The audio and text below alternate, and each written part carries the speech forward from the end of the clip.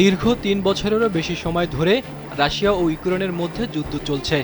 এই যুদ্ধের ফলে ইউক্রেনে বহু মানুষ হতাহত হয়েছে এবং দুই দেশের হাজার হাজার সেনাও মারা গেছে। এমন পরিস্থিতিতে যুক্তরাষ্ট্র এই যুদ্ধ শেষ করার জোর চেষ্টা করলেও তাতে সায় দিচ্ছে না ইউরোপীয় জোট।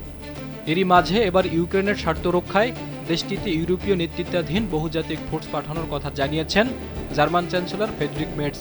মঙ্গলবার পাবলিক ব্রডকাস্টার ZDF-কে দেওয়া এক সাক্ষাৎকারে তিনি এমন চাঞ্চল্যকর তথ্য জানিয়েছেন।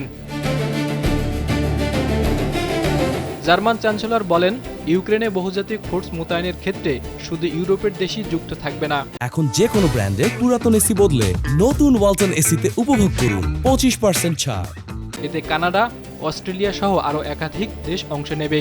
গত 2 দিন ধরে জার্মানির বার্লিনে ইউক্রেন ও যুক্তরাষ্ট্রের প্রতিনিধিদের সঙ্গে বৈঠকের পর এমন সিদ্ধান্তের কথা জানালেন ফ্রেডরিক মের্জ। ইউরোপের নেতৃত্বাধীন এবং মার্কিন যুক্তরাষ্ট্রের সমর্থিত এই বাহিনী ইউক্রেনের আকাশ ও সমুদ্র নিরাপত্তায় কাজ করবে। তবে পুতিন দীর্ঘদিন ধরেই হুমকি দিয়ে আসছেন, তিনি ইউক্রেনে বিদেশি কোনো সৈন্য মোতায়েন মেনে নেবে না।